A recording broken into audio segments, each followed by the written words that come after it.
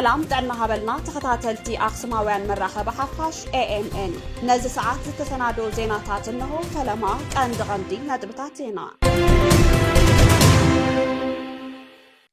أب تግራይ ጮውያን ጥፋትን ኣብ ዘይፍለጡ ኣብያተ ማእሰርቲ ምድጓንን መስዋርን ቀፂሉ ክብል ውድብ ሳልሳይ ወያነ ትግራይ ሓቢሩ ጸምዶ ሙሉእነት ውዕሊ ሰላም ፕሪቶሪያ ዓንቃፍ ተራ ሒዙ ምቕጻሉ ተመላኺቱ ኣብ ከተማ ሽረ እንዳስላሰ ኣብ ስራሕቲ ሃረፃ ክውዕል ዝተሓሰበ ልዕሊ 2 ሚልዮን ብር ኣብ ቁፅፅር ከም ዝውዓለ ተሓቢሩ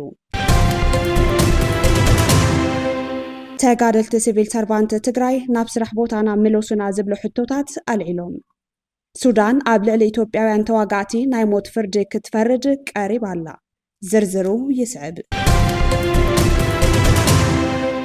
ኣብ ትግራይ ጮውያን ጥፋትን ኣብ ዘይፍለጡ ኣብያተ ማእሰርቲ ምድጓንን መስዋርን ቀፂሉ ክብል ውድብ ሳልሳይ ወያነ ትግራይ ሓቢሩ እቲ ውድብ ኣብ ዘውፅኦ ሰሙናዊ መግለፂ ከም ዘመላኸቶ ህልዊ ኩነታት ትግራይ ካብ ጥርኑፍ መግዛእቲ ናብ በብኸባቢኡ ዝነገሱን ባሊህ ባህሊ ዘይብሎምን ጎይተት ጠበንጃ ስለ ዝተለወጠ ህዝብና ሰላሙ ተሓዲጉ ሕድሕድ ሰዓትን መዓልትን ብስጋት ጭንቅን መከራን ይሓልፈሎ ክብል ኣረዲዩ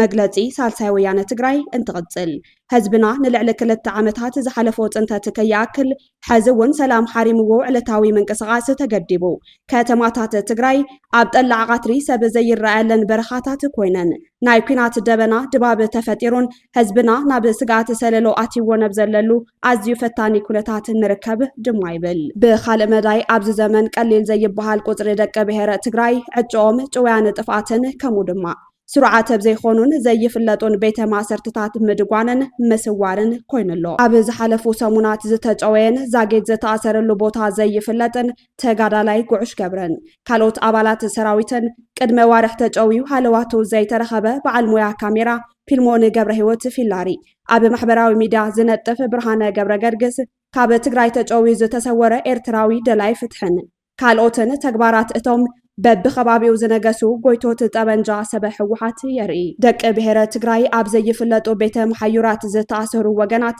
ሕጊ ዝፈቕደሎም መሰላት ክሕለወሎም ዝተጨወይን ሃለዋቶም ዘይፍለጥን ወገናት ኩነታቶም ንቤተሰቦምን ህዝብን ዕላዊ ክግበር እቲ ውድብ ኣብ ዘውፅኦ ሰሙናዊ መግለፂ ኣመልኪቱሎ ኣብ መወዳእታ ድማ ብሕታዊ መዋፅኦ ትግራይ ኩሎም ሰብ ግደ ዘካትት ሓቋፋይ ብሄራዊ ዘተ ምዃኑ ብተደጋጋሚ እናገለጸ ከም ዝጸንሐ ሳልሳይ ወያነ ትግራይ ድሕሪ ምግላጽ ሕዚ እውን ሓቀኛ ናይ ፖለቲካዊ ሓይልታት ብሄራዊ ዘተ ክግበር ኩሎም ፖለቲካዊ ሓይልታት ጸቕጢ ክገብሩ ጸዊዑሎ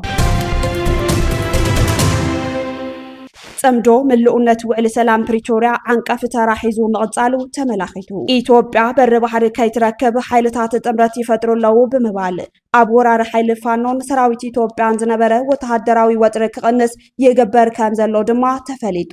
ናይዚ ቀንዲ መርኣያ ድማ ዋና ኣዛዚ ሓይሊ ፋኖ ኮይኑ ንኣስታት 2 ዓመታት ኣንጻር ሰራዊት ኢትዮጵያ ዝዋጋእ ዝነበረ ኮሎኔል ፋንታሁን ሙሃባ ጽባሕ ምብጻሕ ላዕለዎት ሓለፍቲ መንግስቲ ኢትዮጵያን ኣሜሪካን ኣብ ሕሞራ ምብጻሕ ምግባሮም ናብ ሰራዊት ኢትዮጵያ ኢዱ መሃቡ ኣብ ምምላስ ተመዛበልቲ ምዕራብ ትግራይ ንዝህሉ መርገጽ ተጋሩ ምስ መንግስቲ ብምውጋን ጥራሕ ምግታእ ከም ዝከኣል ብምእማን እንትኾን ብኣውርኡ ድማ ጽምዶ ፋኖ ሕወሓትን ኤርትራን ኣይቅበልን ምባሉ ዝዝከር እዩ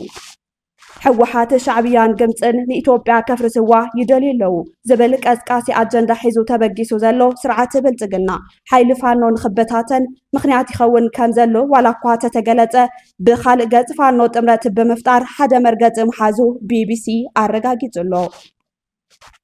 እቲ ኣብ ምብታን ፋኖ ተጸሚዱ ዘሎ መንግስቲ ኢትዮጵያ ብሓደ ገጽ ኣምባሳደር ኣሜሪካ ኣብ ኢትዮጵያ ንምቁራጽ ተጻብኦን መምላስ ተመዛበልትን ምስ ኣማኻሪ ፖለቲካዊ ጉዳያት ምብራቕ ኣፍሪካ ኣይተ ጌታቸው ረዳ ኣብ ሕሞራ ምብጻሕ ክገብሩ ናይ ደገ ሃገራት ጽዕንቶ ከይበጽሕ ኢትዮጵያ እናሰርሐት ትህሉ ብኻልእ ገጽ ድማ ወያነ ምዕራብ ትግራይ ከይምለስ ንዑ ምሳይ ስርሑ ዝብል ናይ ስብከታዊ ፕሮፓጋንዳ ንፋኖ ቀጺላ ብኣንጻሩ ድማ ህዝቢ ትግራይ ዘየድሕን ውልቃዊ ጽምዶ ንትግራይ ምስ መንግስቲ ኢትዮጵያ ዝነበራ ዝተደናጎየ ርክባት ክሽርሽሮ ይፍትነሎ ንኣብነት ኣቦይን ጋዜጣ ብጀነራል ወዲ መድህን ምስ ዝመሰለና ክንሓብር ግድን እዩ ዝብል መግለጺ ጽምዶ የድሊ ኣየድልን ዝብል ጫፋት ፕሮፓጋንዳ ክፈጥሩ ገይሩሎ ጽምዶ ቅድም ኢሉ ብኣንቃሕቲ ሰባት ዝተወጠነን ተነበረ ናብ መሪሕነታዊ ምእኩልነት ዓብዩ ከም ዘሎ ዘራጎደ መብርህ ርክባት ጽምዶ ጀነራል ወዲ መድህን መሊስዎ እዩ። ኣብዚ ቅንያት ዝረኣዩ ዘለው ፖለቲካዊ ወጥሪ ህዝቢ ትግራይ ኣብ ከቢድ ማሕበረ ቅጦባዊ ቅልውላው ክወድቕ ይገብረሎ። እቲ ኣብ ትግራይ ዘለው ኣሉታዊ ሰላም ናብ ኩናት ክሰጋገር ካብ ዝገብሩ ዘለው ሓደ ዛዕባ መረፃ ምዃኑ ግልጽ እኳ እንተኾነ እቲ ሕቦ ኣጀንዳ ግና ጽምዶ ብዝብል ቃል ርክባት ኣለው ብምባል ኢትዮጵያ ሒዛቶ ዘላ መርገጽ እንትኾን እዚ ድማ ንትግራይ ዳግም ናብ ኩናት መሊሱ ከይጸምዳ ስጋኣታት ቀጺሉ ኣብ ትግራይ ዘሎ ፖለቲካዊ ካይዳ ድማ ናብ ጥርጣረ ምጥንኻር ሰራዊት ትግራይ ዝውዕል ገንዘባዊ ምትእኽኻብ ብስም ጉዳት ኩናት ትግራይን ተመዛበልትን ዝብል ተቃውሞ ብውድባት ፖለቲካ ትግራይ እናተገለጸ ይርከብ። ብተዛማዲ ጥርናፍ ዘይፍለጥ ሰለስታዊ ጽምዶ ተጋሩ ሱዳናውያን ኤርትራውያን ኣብ ሱዳን ድማ ንኢትዮጵያ ኣብ ፖለቲካ ትግራይ ዘለዋ ጥርጣረ ክውስኽ ይገብሮ ከም ዘሎ ተጋሂዱ። ኣብ ምስረታ 9 ዓመት ሓይሊ ኣየር ኢትዮጵያ ዘረባ ዘስምዑ ቀዳማይ ሚኒስተር ኢትዮጵያ ውግእ ብቴክኖሎጂ ክንሕፅሮ ኢና ብምባል ዕላው ዘይኮነ ግን ምድላዋት ዝተገበረሉ ውግእ ከም ዘሎ ገሊጾም።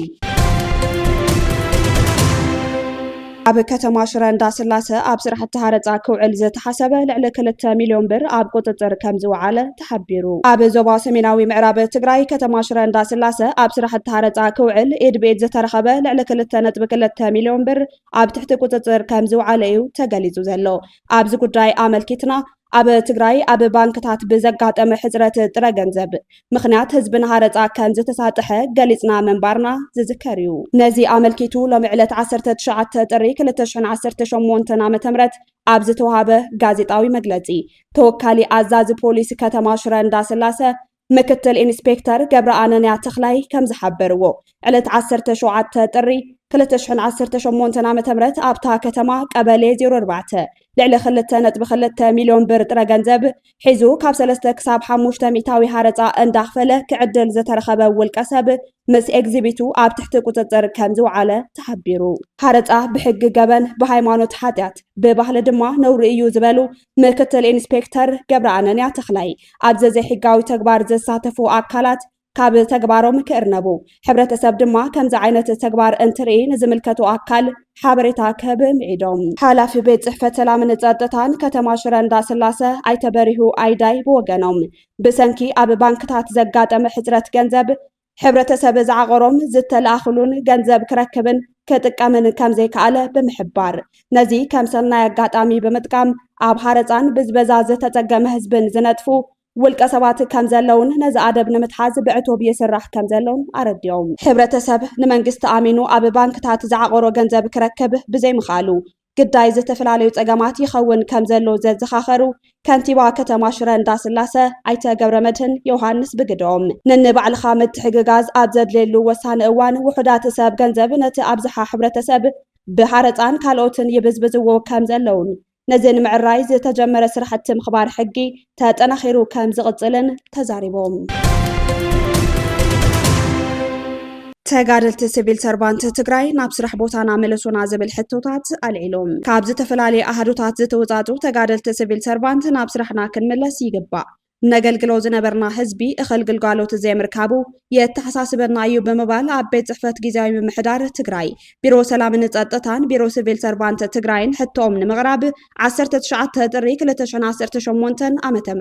ናብ ቢሮታት ዝምልከቱ ኣካል ዋላ እኳ ሕቶኦም መልሲ ንምርካብ እንተተጓዓዙ መልሲ ክረኽቡ ከም ዘይከኣሉ ተፈሊጡ። እቶም ተጋደልቲ ሲቪል ሰርቫንት ቅድመ ምግዳሎም ዝነበሮም ማሕበራዊ መነባብሮ ተጎሳቂሉ ፀገማት ይገጥመና ኣሎ ዝበሉ እቶም ተጋደልቲ ሲቪል ሰርቫንት ቁጠባዊ ስነልቦናዊ ሃስያታት ኣብ ዓርሶምን ቤተሰቦምን ይበፅሕ ከም ዘሎ ብምግላጽ ብቃልትና ግቡእና ዝኸፈልና ለዓዲ መራሕቲ ናይ ህዝቢ ቢሮ ዓፅዮም ሕቶታትና ክምልሱ ኣይከኣሉን ክብሉ ወቂሶም። ተጋደልቲ ሲቪል ሰርቫንት ኣብ ዘልዕልዎ ሕቶ ብሲቪል ሰርቫንት ዝተቆፀረ ሰብ ካብ ምድብ ስርሑ ንነዊሕ እዋን እንድሕር ርሒቁ